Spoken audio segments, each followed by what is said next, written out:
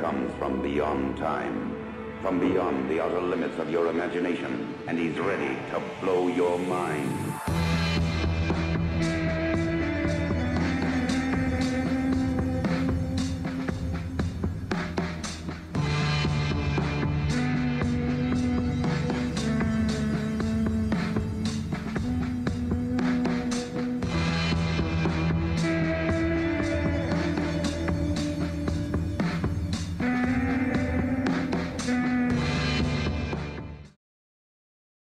Death and Disney go hand to hand like pepperoni on pizza. No matter which Disney movie you saw back then, most of them ended up with villains dead, sometimes in brutal fashion, or other characters that just happen to die on screen.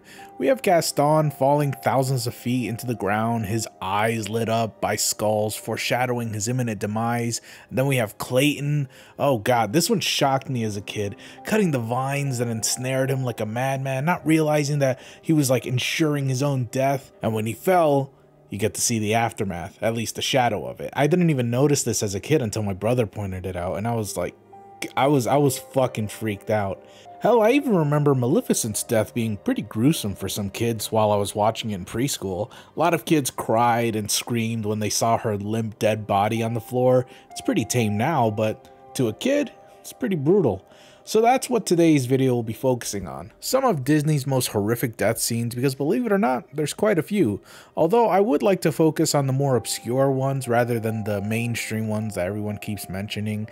Everyone's done this topic to death by now, so I just wanted to make a brief episode talking about the ones that I think were really interesting or noteworthy.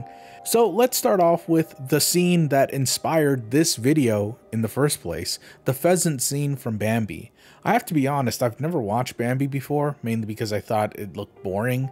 It wasn't until someone emailed me just a few weeks ago about this pheasant scene and told me how it scarred them as a kid, and how perfectly it encapsulates the irrational thinking many of us humans face whenever we're afraid. The scene starts with a bunch of critters in the field hiding from a hunter. A pheasant and her friends are warning each other that he's getting closer. The one pheasant though is panicking, scared, saying he's getting closer and closer. The music builds up, getting faster and faster, making you anxious as to what's to come. The pheasant can no longer take it and she escapes, and then... Almost here. I can't stand it any longer!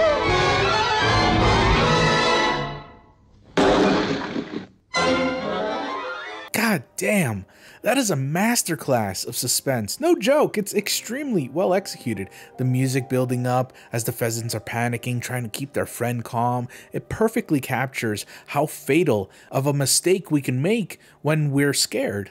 It's really well done, and it's shocking to see that the dead bird crashes down in front of everyone, making them all scurry around, almost assuredly leading to multiple deaths later on. Yeah, sure, Bambi's mom scene is sad, and I have a few people mentioning it for the entry of Traumathon, but to be frank, I think that scene's more sad than scary. This scene, however, oh boy, what a scene it is. Crazy how no one talks about it nowadays, almost as if it never happened. Though again, Bambi's mom's death most likely overshadowed it, and people were more shocked by that than some random pheasant's death, so I guess it just sort of went under the radar.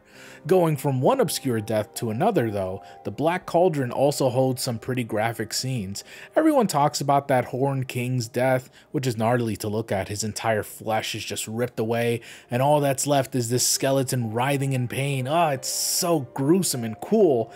Or how about this death involving the character Gurgi? See, the titular cauldron itself, it can actually raise an army of the dead known as the Cauldronborn. By the way, this scene is equally scary, but I'll get to that in a sec. However, the only way to stop the cauldron is if someone willingly climbs into it and sacrifices themselves. Our main character, Taran, volunteers, but Gurgi doesn't allow it, stating, Taran has many friends. Gurgi has no friends. Gurgi! No!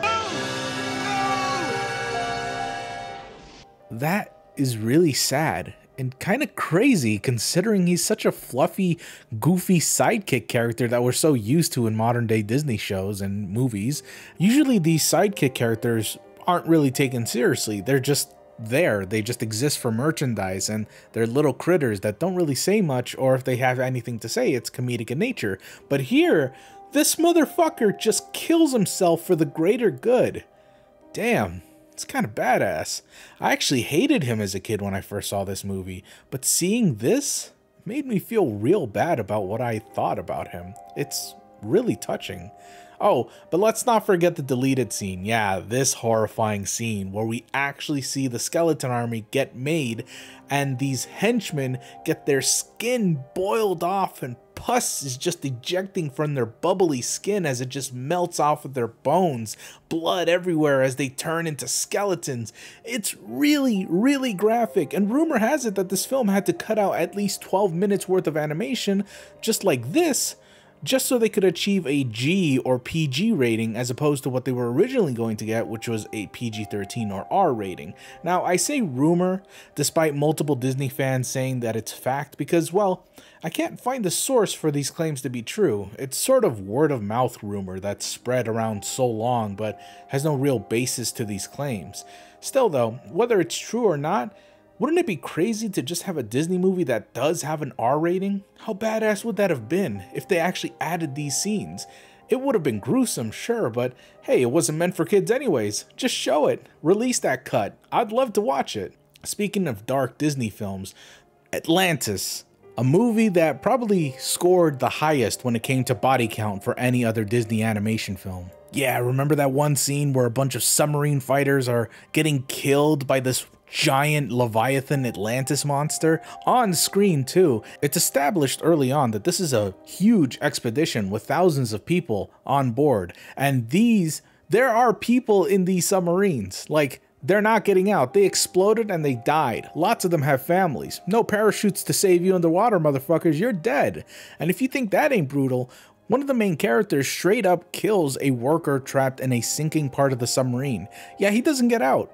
You snooze, you lose, motherfucker. This sort of shit occurs a lot throughout the movie, but the most notable one is, of course, Warwick's death, which is kind of haunting as he gets stabbed by a shard of glass that begins to solidify him into this crystal beast, and then he starts screaming out in agony. Ugh, damn. Disney villains go to hell before they die. Like, seriously, he's just in pain and his whole body turns into crystal. His insides are replaced with light. Eventually he does die, but it really isn't as bad as his transformation. It's terrible. Now, I think I've covered some of the more obscure deaths, the more popular deaths. Oh yeah, and I guess Ursula gets stabbed. That's a thing that happened. Everyone keeps talking about that one. Yeah, but nobody ever talks about that time that Ursula's sister gets fucking iced. Literally, she turns to ice once Trident gets his trident back, and she just starts sinking into the fucking ocean, into the abyss. Now, you might think, oh, well, the ice might melt off someday. No, I mean, it's magical ice. She's dead forever. Like, she's just conscious forever at the bottom of the sea, just laying there. Brutal. Then there's also Scar's death. Oh, just the idea of him getting eaten alive by a bunch of hyenas. That's pretty fucked up. I'll give you that one. But to be honest with you, a lot of Disney deaths are pretty similar. Either people get stabbed or they just fall. But some of them are more standout-ish. And I can go on and on about these Disney deaths, but I think I'll end it off with one I consider, I'm not kidding, the most graphic and brutal death out of all of them, and it comes from one of Disney's most obscure films, Oliver and Company. Now, what the fuck is Oliver and Company? Shit, I don't know. You're just gonna have to watch it. I don't have Disney Plus, so I wouldn't know. All I know is that it has probably one of the most wicked death scenes from any Disney movie to ever exist, but due to its relative obscurity, not a lot of people talk about it. It's during the climax of the film. This dude named Sykes is trying to chase after this little girl for ransom money. The thing is, as he's fighting off the animals attacking him, he's too distracted to see this oncoming train, and boom! He's fucking smoked. Like, Jesus Christ. This is such a visceral death. The explosion is massive and the car just gets torn apart and smushed. I feel like I need to add like a Live League logo on the top right corner. It's fucking gruesome, and nobody talks about it. The dude dies on screen. Usually when Disney movie characters die, it's usually like, oh, there's a shadow, or just falls off into obscurity, or something else like that. But man, That was fucked up. And you know what? As I'm talking about this right now, I didn't write this on the script, but I totally forgot. There's a character from the movie Treasure Planet. Oh, you fucking know what I'm talking about. There's two characters, actually. They die the same way. One of the characters, they're like trying to save themselves from getting sucked into a black hole, and they're all like in outer space and whatever. But one of the characters is about to fall off. Oh, but thank God he's got that rope on. But oh no, he's gonna get betrayed by one of the crew members. He falls into the black hole. When I saw this as a kid, I thought, oh, he didn't die.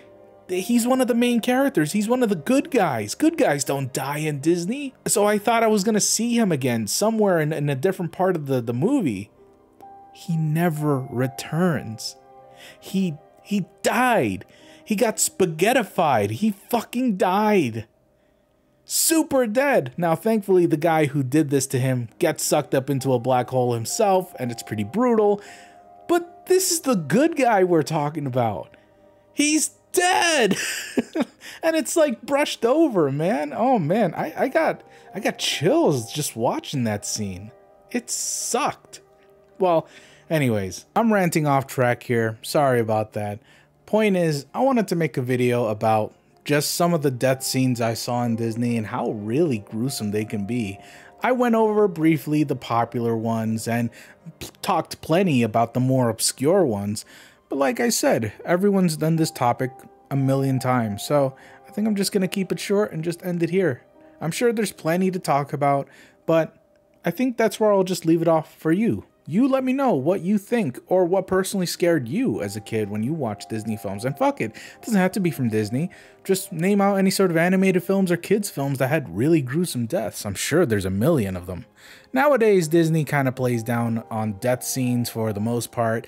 Seems like modern day Disney characters aren't really worth killing off. I don't know. I kind of stopped watching Disney films because I got real sick of them. But hey, now I'm getting off track here. Thankfully, we still have the good old death scenes back when Disney had some balls and they weren't scared to traumatize kids all over.